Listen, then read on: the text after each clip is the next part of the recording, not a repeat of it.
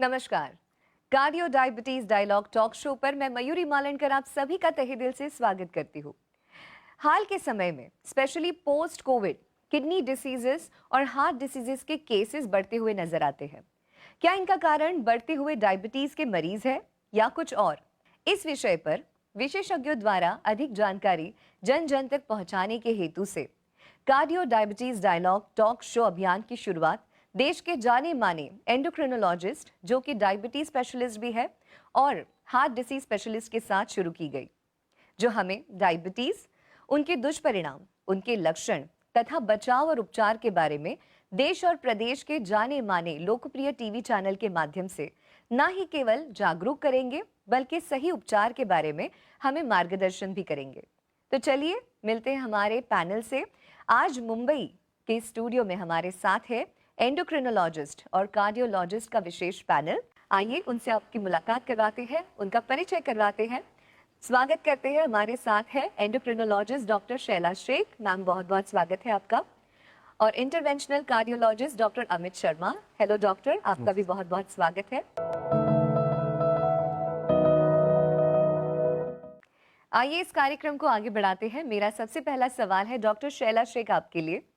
Doctor, diabetes के लक्षण क्या है और अगर डायबिटीज का इलाज सही समय पर ना किया जाए तो उसका शरीर पर कैसे प्रभाव पड़ता है? मयूरी, फर्स्ट ऑफ ऑल बहुत बहुत शुक्रिया कि आपने हमको यहाँ बुलाया।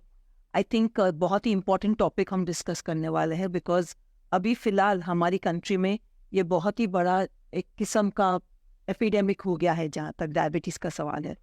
लक्षण का जहाँ तक सवाल है मयूरी, एक बहुत इम्पॉर्टेंट चीज़ मैं सब दर्शकों को बताना चाहूँगी कि ऑलमोस्ट 50% लोगों को कोई भी लक्षण नहीं होता है। द वेरी फैक्ट कि हम एशियंस हैं और हम इंडियंस हैं, इस वजह से बहुत ज़रूरी है कि आप जब 30 साल के हो जाते हो तो आपको एटलीस्ट साल में एक बार आपके शुगर्स चेक करना ही चाहिए, ताकि जब आपको कोई सिम्टम नहीं हो तब मालूम पड़े कि आपको डायबिटीज़ है। आम लक्षण जो देखे जाते हैं मयूरी, सबसे कॉमन लक्षण होते हैं, पेशेंट्स कंप्लेन करेंगे कि उनको बाथरूम ज़्यादा जाना पड़ता है, उनका वज़न कम हो रहा है, प्यास ज़्यादा लगती है। कभी कभी पेशेंट्स बोलेंगे आपको कि इन्फेक्शंस हो रहे हैं, उनके यूरिन में इन्फेक्शंस हो रहे हैं। वेट लॉस होता है, बहुत सारे पेशेंट्स को इचिंग होती है। तो डिफरेंट किस्म के, अलग अलग किस्म के सिम्टम्स होते हैं। एक बहुत इंपॉर्टेंट चीज़ आपने आज पूछी है कि अगर हम डायबिटीज़ का इलाज नहीं करते, जो अक्सर पेशेंट को लगता है, अक्सर पेशेंट जब सिम्टम्स नहीं होते तो लगता है कि ठीक है, मतलब मैं नहीं इलाज करूँ, क्यों इलाज करना चाहिए मुझे। प्रॉब्लम ये होता है अगर आप शुगर्स को हाई रखते हो तो आगे चल के आपकी किडनी, आपके नसों पे, स्पेशली पैर के नसों पे, जिससे अगर आपको पैर के सेंसेशन कम हो जाता है तो उसमें मार लगने से आगे चल के गैंग्रीन भी हो सकता है। आपकी आंखों की रोशनी पे और आपके हार्ट पे और जितने अपने वेसल्स होते हो इंक्लूडिंग पैर के वेसल्स का दौरान कम हो सकता है। And I am sure doctor साहब जो मेरे साथ है वो आपको इसके बारे में, हार्ट के स्पेशली सिम्टम्स के बारे में ज़्यादा बताएंगे। मेरा अगला सवाल डॉक्टर अमित शर्मा आपके लिए है। डॉक्टर, डायबिटीज के पेशेंट्स में ब्लड प्रेशर और हार्ट डिसीज काफी देखने को मिलता है। इसका कारण क्या है और एक डायबिटिक पेशेंट अपने हृदय को कैसे स्वस्थ रख सकता है? शुक्रिया। ये क्वेश्चन का जवाब मैं बताऊंगा कि डायबिटीज़ जैसे हम देख रहे हैं, डॉक्टर शैला ने बोला कि डायबिटीज़ के लक्षण अभी आजकल पर्टिकुलरली पोस्ट कोविड सिनेरियो जो हम देख रहे हैं, इसमें डेफिनेटली डायबिटीज़ के मरीज़ और हार्ट डिजीज़ के मरीज़ ज़्यादा हैं और ये कम उम्र में है। जनरली हम ये सब देखते थे 50 या 60 उम्र के एज में, बट ये अभी हम देख रहे हैं जो कि 30 या 40 साल की उम्र में भी पेशेंट्स आ रहे हैं हमारे पास विद हार्ट डिजीज़। और इस हार्ट डिजीज़ का बेसिक प्रॉब्लम डायबिटीज़ से ऐसा होता है कि अगर डायबिटीज़ को हम लेते हैं तो ये 2 गुना ज़्यादा देखते हैं हम नॉर्मल पेशेंट के कंपैरिजन में। हार्ट डिजीज़ 2 गुना ज़्यादा है इनमें। Identifying diabetes and heart disease together, ये दोनों एक साथ आते हैं। और ब्लड प्रेशर का भी अगर ये थर्ड पार्टनर जो इनका रहता है, ये साथ में आता है डायबिटीज़ के और हार्ट के साथ, जिसको बोलते हैं हाइपरटेंशन। ये एक साथ जब आते हैं तो इनमें हार्ट डिजीज़ तिगना हो जाता है, यानी 3 टाइम्स रिस्क हो जाता है इसमें। एंड ये तीनों अक्सर ओकेजनली हमने देखा है कि तीनों एक साथ आते हैं। यस। डॉक्टर शैला, आप मुझे बताइए कि डायबिटीज को कैसे डायग्नोस किया जाता है और ये टाइप 1 टाइप 2 डायबिटीज जो है वो एग्जैक्टली क्या है? Mayuri, diagnosis of diabetes actually अभी बहुत ही सिंपल है। बिकॉज डायग्नोसिस के लिए आप आपके शुगर्स चेक करिए, 8 घंटे बिना कुछ खाए पिए आप फास्टिंग शुगर पहले चेक कर लीजिए, और उसके और आपके खाने के, जब आप खाना स्टार्ट करते हो बिगनिंग ऑफ खाने के 2 घंटे के बाद आप खाने के बाद की शुगर चेक करिए।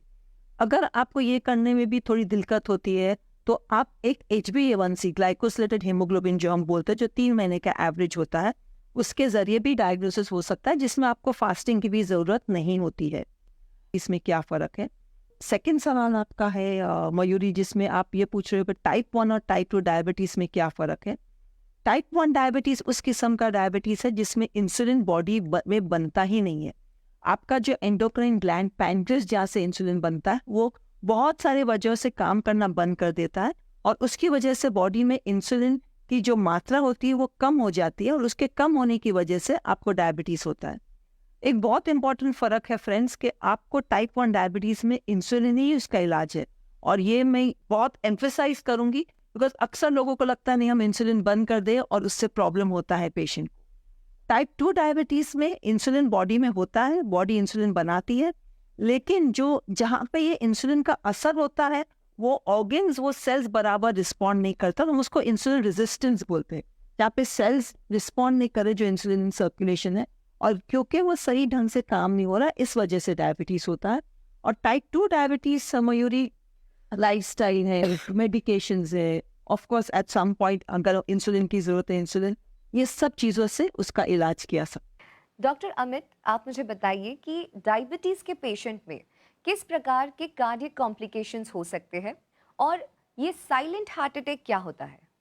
देखिए, डायबिटीज़ और कार्डियक डिजीज़ जब हम बोलते हैं कार्डियोवैस्कुलर डिजीज़, तो इसमें 2 प्रकार के होते हैं। एक जो नॉर्मल जो हम अधिक मात्रा में देखते हैं वो है हार्ट ब्लॉकेज, जैसे कोई नस, कभी हार्ट कोलेस्ट्रॉल प्लाक फॉर्म होता है जिससे नस में ब्लड सर्कुलेशन बंद हो जाता है और इससे हार्ट अटैक होता है। जो इसका पहला ये होता है, मैनिफेस्टेशन होता है एंजाइना या चेस्ट पेन जिसको हम बोलते हैं, ये पहला होता है। सेकंड टाइप जो हम देखते हैं वो है हार्ट फेलियर। अब हार्ट फेलियर में हार्ट की जो पंपिंग की क्षमता है वो कम हो जाती है, हार्ट पंपिंग, और उसके वजह से पेशेंट, मरीज काफ़ी फूल जाते हैं, उनके पैरों में सूजन आती है, सांस लेने में दिक्कत होती है, इसको हम बोलते हैं हार्ट फेलियर। ये 2 प्रकार के हैं। और रहा साइलेंट अटैक, हार्ट अटैक की बात, यस, ये हम डायबिटीज़ पेशेंट्स में बहुत कॉमनली देखते हैं, और इसका कारण है, जैसे डॉक्टर शैला ने कहा, कि डायबिटीज़ पेरिफेरल नर्व्स को अफेक्ट करता है, आपके जो नर्व्स है, और इसी तरह कार्डियक नर्व्स भी रहते हैं जो कि हम ऑटोनॉमिक नर्व्स बोलते हैं। ये कार्डियक नर्व्स अफेक्ट होने से पेन का सेंसेशन नहीं आता है, इसलिए पेशेंट या मरीज को कभी लगता नहीं कि मुझे हार्ट अटैक आया है, उसे चेस्ट पेन नहीं होता, और वो डायरेक्टली आईसीयू में जब जाते हैं तो हम देखते हैं कि उन्हें सांस चढ़ रही है लेकिन उन्हें पेन, चेस्ट पेन नहीं होता है। इसको हम साइलेंट हार्ट अटैक बोलते हैं। डॉक्टर शैला, मेरा अगला सवाल आपके लिए है, क्या डायबिटीज के पेशेंट्स को उपवास रखना चाहिए? अभी रमजान चल रहा है, फिर नवरात्रि भी आएगी, ऐसे लंबे अंतराल के उपवासों में किस प्रकार की सावधानी मरीजों को बरतनी चाहिए, और क्या उन्हें अपने ओरल मेडिकेशंस और इंसुलिन को कंटिन्यू करना चाहिए या नहीं? और मयूरी, जब भी कोई भी पेशेंट फास्टिंग प्लान करता है, चाहे वो किसी भी किस्म का फास्ट हो, और हमारी कंट्री में अलग अलग लोग अलग अलग टाइम पे अलग अलग फास्ट करते हैं, अलग अलग किस्म के, बहुत ज़रूरी है कि आप पहले आपके डॉक्टर के पास जाएं और चेक करें कि वेदर आपके लिए फास्ट करना सेफ है कि नहीं। बिलीव मी, आपके डॉक्टर चाहते हैं आप फास्ट करें, हम नहीं चाहते कि आप फास्ट नहीं करें, लेकिन हम चाहते हैं कि आप सेफली करें। अभी विद साइंस बहुत सारी नई दवाइयाँ हैं, नए इंसुलिन है, नया हमारे पास रिसर्च है कि किस सिचुएशन में हम किस किस्म की दवाइयाँ वापर सकते हैं जिससे आप अपना फास्ट रख सके। फास्टिंग में हमारे पास 2-3 बहुत इंपॉर्टेंट रिस्क होते हैं। एक रिस्क ये होता है कि शुगर लो नहीं हो जाए बिकॉज आप बहुत देर तक कुछ खाते नहीं हो। दूसरा रिस्क होता है क्योंकि जब आप खाते हो, फॉर एग्जाम्पल अगर आप रमजान देखो, मयूरी हम बोलते हैं फास्टिंग एंड फीस्टिंग। फीस्टिंग हम इसलिए बोलते हैं बिकॉज इफ्तारी में अगर आप हाई कैलोरी फूड खाते हैं तो आपका शुगर बढ़ जाएगा, तो हमको वो भी नहीं चाहिए, हाई शुगर भी नहीं चाहिए। अगर कुछ फास्ट में अगर आप वाटर इनटेक ज़रा भी नहीं है, अलग अलग किस्म के जो फास्ट होते हैं including the Jain fast Mayuri, जिसमें पानी की भी मात्रा कम होती है, डिहाइड्रेशन होने के चांसेस होते हैं। तो मोस्ट इम्पॉर्टेंट ये चीज़ है कि आपका रिस्क देखा जाएगा कि आपके लिए फास्ट रखना कितना सेफ है, आपकी मेडिसिन एडजस्ट की जाएंगी। मैं ये नहीं बोलूँगी कि आपको इंसुलिन दवाइयाँ टोटली बंद करना, उसको रीएडजस्ट किया जाता है, उसका टाइमिंग रीएडजस्ट किया जाता है, आपका खाने का सिस्टम चेक किया जाता है। बहुत ही इंडिविजुअलाइज सिस्टम है जिस बेसिस पे हम डिसाइड करते हैं कि आप फास्ट कर सकते हो कि नहीं। And this is a combined decision. हम आपके साथ हैं, हम चाहते हैं कि आप फास्ट करो लेकिन सेफली फास्ट करो। तो डॉक्टर अमित, हमने अभी उपवास के बारे में बातचीत की। एक कार्डियक पेशेंट या हार्ट पेशेंट को उपवास या फिर आम जिंदगी में किन प्रकार के सिम्टम्स को नज़रअंदाज बिल्कुल नहीं करना चाहिए, और अगर हार्ट अटैक होता है या कार्डियक अरेस्ट होता है तो मरीज के आसपास के लोग या फिर परिवार वालों को आपकी क्या सलाह होगी? देखिए, कोई भी सिम्टम या फास्ट हो या न कर रहे हो, अगर ये सब सिम्टम्स अगर आप देखते हैं किसी मरीज में या किसी पर्सन में, तो ये पर्टिकुलरली एक रेड फ्लैग होता है। जैसे कि आप इनको मार्क करते हैं कि पेशेंट को डेफिनेटली कहाँ ना कहाँ डॉक्टर को दिखाना होगा। अगर पेशेंट को सडनली पसीने से भर जाए पेशेंट, अगर उन्हें चेस्ट पेन हो रहा हो या सपोज उन्हें के दोनों शोल्डर्स में पेन हो रहा हो, अगर उन्हें चक्कर आ रही है, अगर उन्हें स्लाइट शोल्डर पेन दोनों कंधों में हो रहा हो, तो ऐसे सिचुएशन में या उन्हें लगे कि मेरी नाड़ी फास्ट जा रही है, तेज़ चल रही है या नाड़ी स्लो चल रही है, ये सब सिचुएशंस में उचित रहेगा कि पेशेंट अपने आसपास के डॉक्टर को जाके तुरंत दिखाइए और एक ईसीजी कराए। तो इसमें ये क्लियर हो जाएगा कि उन्हें हार्ट अटैक है या दूसरा कोई प्रॉब्लम है नाड़ी का, तो ये क्लियर हो जाता है।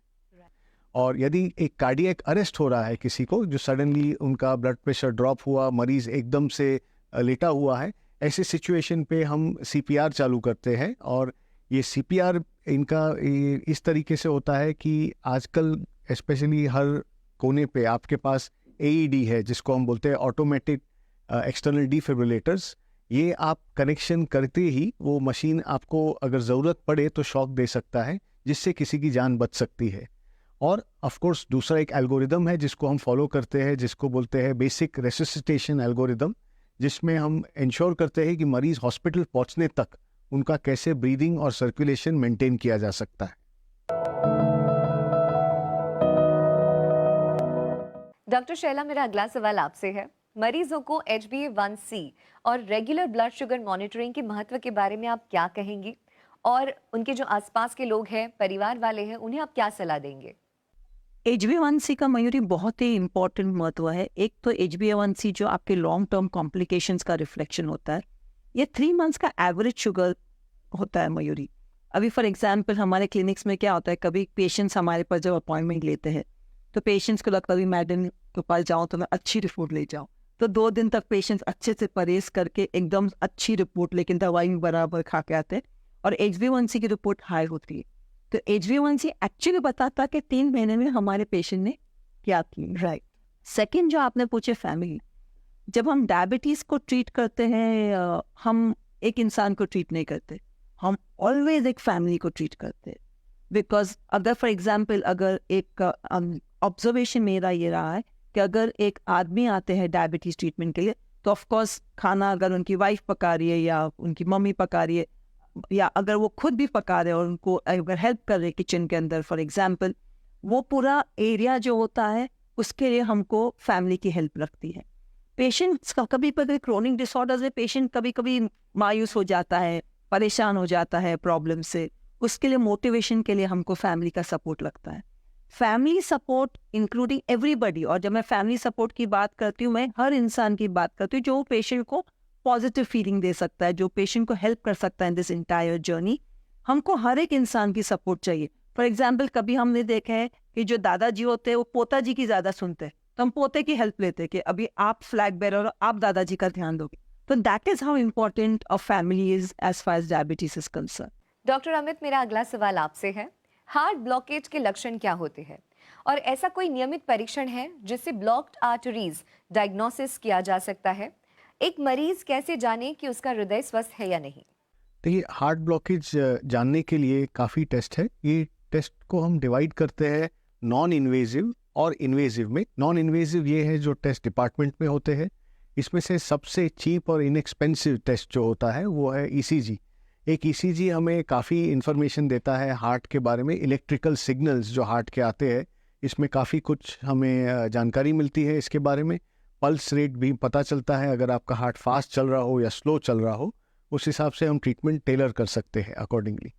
दूसरा टेस्ट होता है एकोकार्डियोग्राम, जिसमें हार्ट का हम पूरे वाल्व्स और हार्ट के ओवरऑल स्ट्रक्चर को हम जांच करते हैं और जिसमें पता चलता है कि कोई वाल्व में लीकेज हो या कोई वीकनेस हो particular wall of the heart में, तो उसका हम ट्रीटमेंट कर सके।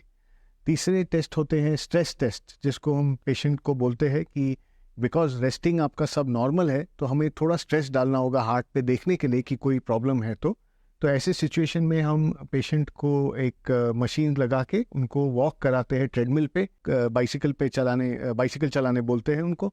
ऐसे टाइम पे अगर ईसीजी में कोई चेंजेस आते हैं तो हमें कब पता चल जाता है कि there is a problem in the heart. और बाकी और भी टेस्ट है, जैसे इन्वेजिव टेस्ट हम बोलते हैं, तो एंजियोग्राफी है जो कि आजकल डे केयर प्रोसीजर जैसे हो गया है, जो हम हाथ से प्रोसीजर करके ये जांच कर सकते हैं कि आपके आर्टरीज में कोई ब्लॉकेज है और उसका क्या उपचार कर सकते हैं। डॉक्टर शैला, आप मुझे बताइए कि डायबिटीज के पेशेंट्स को अपने खान पान में किन बातों का ध्यान रखना चाहिए? क्या उनके आहार में, उनके डाइट में कुछ गाइडलाइंस है जो फॉलो करने चाहिए? ऐसे कुछ फूड आइटम्स जो उन्हें कम्प्लीटली अवॉइड करने चाहिए और ऐसे कुछ फूड आइटम्स जो उन्होंने ज़रूरी है अपने आहार में लेना?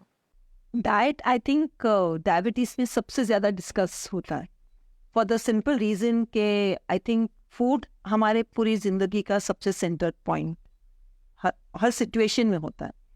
अक्सर मेरे पेशेंट्स फॉर एग्जांपल, जैसे कभी शादी का सीज़न ख़त्म हुआ तो मैडम हम शादी में जाके क्या खाएं, मैं हर जगह यही बोलती हूँ कि आप मॉडरेशन रखें। Moderation is the best way forward. Routine आम जिंदगी में जितना हो सकता है ज़्यादा वेजिटेबल्स वापरिए, ज़्यादा फ्रूट्स, फ्रेश फ्रूट्स वापरिए, ज़्यादा लो, फॉर एग्जांपल अगर दूध का है तो आप लो फैट मिल्क वापरिए। नॉन वेजिटेरियन फूड में आप लो फैट चिकन वापरिए, आपका जो फिश है उसको भी लो फैट फिश, और more than the actual food उसके पकाने के तरीके के पे ध्यान रखिए। फॉर एग्जाम्पल आपको लगेगा अगर हम वेजिटेबल्स, फॉर एग्जाम्पल देखो, वेजिटेबल्स में अगर आप 2 चम्मच घी और 2 चम्मच तेल डाल देते हो तो उसका फ़ायदा सब निगेट हो जाता है। तो घी, तेल, बटर, हाई फैट चीज़, ये सब चीज़ें जितना आप कम मात्रा में वापरोगे वो सबसे सही रहेगा। ज़्यादा मात्रा में आप कॉम्प्लेक्स कार्ब्स वापरिए, आप मिलेट्स वापर सकते जैसे कि बाजरा है, ज्वार है, ये सब चीज़ें आप वापर सकते हो। ये सब चीज़ों के साथ में आप लो फैट प्रोटीन आप वापरिए, और साथ में आप nuts are a very good source of energy जिसमें गुड फैट होता है। फ्राइड चीज़ें अवॉइड करिए, जिसमें वाइट शुगर है, मैदा है, बेकरी प्रोडक्ट्स है, ये प्लीज़ अवॉइड करिए। कोला भी जितना हो सकता है स्ट्रिक्टली अवॉइड करिए। फ्रेश जूसेस की बजाय आप फ्रूट खाइए, विथ स्किन खाइए, तो आपको फाइबर भी मिलेगा, तो वो सडनली जो शुगर जो ऊपर जाती है वो नहीं जाएगी। और not only this, latest research बताती है कि तक आप जो ऑर्डर में खाना खाते हैं वो भी बहुत इंपॉर्टेंट होता है। फॉर एग्जाम्पल अगर आप बिगनिंग में सैलड या वेजिटेबल्स खाते हैं तो जो शुगर आपकी अपसर्ज नॉर्मल देती है वो नहीं होगी, काफ़ी हद तक वो सर्ज कम हो जाएगा। तो ये छोटे छोटे तरीकों से, और इस सबको खुशी से करिए, बहुत इंपॉर्टेंट बात है। हम जब खाना खाएं तो आप खुश रहिए, खुशी से ये अडॉप्ट करिए और इसको लाइफस्टाइल चेंज बनाइए, ताकि हम एज डॉक्टर्स दवाइयाँ कम वापर सके। लाइफस्टाइल हमको बहुत हेल्प करता है डायबिटीज़ के अंदर। डॉक्टर अमित, मेरा अगला सवाल आपसे है, स्ट्रेस, नींद और हृदय स्वास्थ्य का क्या एक दूसरे से कुछ संबंध है? और अगर है तो हमारा लाइफस्टाइल, हमारा डाइट, मेडिकेशन किस तरह से इसमें रोल प्ले करता है? देखिए, तनाव और नींद ये दो चीज़ें हैं जो कि बहुत इम्पोर्टेंट है। और पर्टिकुलरली अगर आप तनाव में रहते हैं तो एक पर्टिकुलर हार्मोन रिलीज़ होता है जिसको हम बोलते हैं कॉर्टिसोल। ये कॉर्टिसोल हार्मोन ट्राइग्लिसराइड्स और आपके ब्लड प्रेशर के लिए अच्छा नहीं है और इसको एलिवेट करता है, बढ़ जाते हैं इनकी मात्रा, और ऐसे होने से हार्ट डिजीज़ का रिस्क भी बढ़ जाता है। और ये पर्टिकुलरली हम अर्बन एरियाज़ में देखते हैं, जैसे सिटीज़ में या क्या, जहाँ पे स्ट्रेस बहुत ही इंपॉर्टेंट फैक्टर है इन चीज़ों के लिए, और हार्ट डिजीज़ इसमें काफ़ी कॉमन है। नींद के बारे में एटलीस्ट रिसर्च हमें बताता है कि 7 घंटे की नींद बहुत ज़रूरी है कि आपके हृदय हेल्दी रखने के लिए इट इज़ नेसेसरी। अगर 7 घंटे से कम नींद मिल रही है आपको तो इसमें डेफिनेटली हमने देखा है कि हार्ट डिजीज़ का जो इंसिडेंस है वो काफ़ी ज़्यादा है compare to a normal person who sleeps well.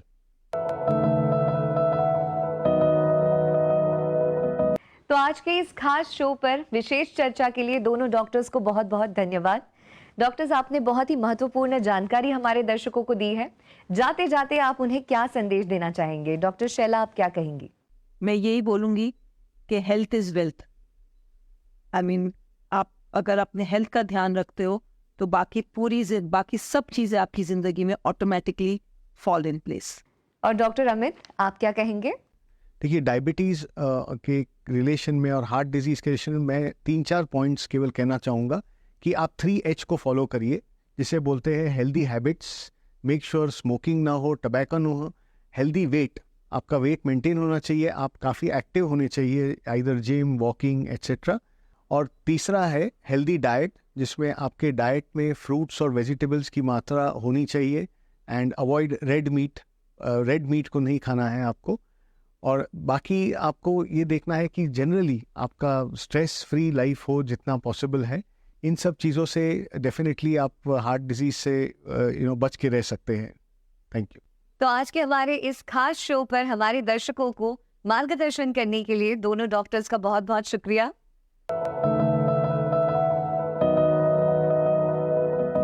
हर बीमारी के इलाज की शुरुआत जो होती है वो सही जानकारी से होती है। हमें उम्मीद है कि आज के इस शो पर डायबिटीज से रिलेटेड हर सवाल के जवाब आपको मिले होंगे। डायबिटीज और उसके मैनेजमेंट की अधिक जानकारी प्राप्त करने के लिए हमारे Facebook page cardio diabetes dialogue talk show से आप जुड़ सकते हैं। Cardio diabetes dialogue talk show का पेज इंस्टाग्राम, यूट्यूब और ट्विटर पर भी है। आज के इस शो पर बस इतना ही। आपसे जल्द ही मुलाकात होगी एक नए पैनल के साथ। तब तक के लिए धन्यवाद।